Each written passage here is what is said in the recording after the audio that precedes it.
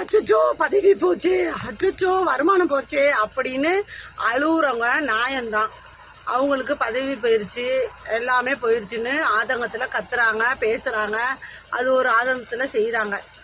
அந்த கட்சிக்கு சப்போர்ட் பண்ணிட்டு பேச வந்த ஜூலியம்மா, ஏம்மா நீ என்ன ஆனாலும் அதுக்கும் டிவிக்கு தொண்டர்கள் தான் காரணமா, டிவிக்கு ஆட்சி தான் காரணமா? உனக்கு கரு உருவாயிருக்குன்னா அடங்கி இருக்கணும். அதை விட்டுட்டு லபன்னு கத்துன, டென்ஷன் ஆகுன, எல்லாத்தையும் சேர்த்து கடவுள்னு ஒருத்தவர் இருக்காரு, அது உனக்கு அந்த குழந்தை ரூபத்தில் போயிருச்சு. அதுக்கும் டிவிக்கு தொண்டர்கள் தான் காரணம்னு வந்து பொய்யா பேசுறியம்மா. எதுக்குமா இப்படி பொய்யா பேசுற?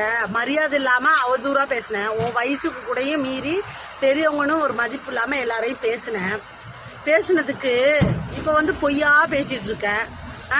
உனக்கு நீ வாடா போடான்னு பேசலன்னு பப்ளிக்கா வந்து பேசுற, பப்ளிக்கா வாடா போடான்னு பேசியிருக்க, எனக்கு 3வது புருஷன்னு பேசியிருக்க, எல்லாத்தையும் பப்ளிக்கா பேசிட்டு இப்ப நான் எதுவுமே பேசலன்னு அதையும் வந்து பப்ளிக்கா பேசுறேன். உனக்கு தேவையா இது?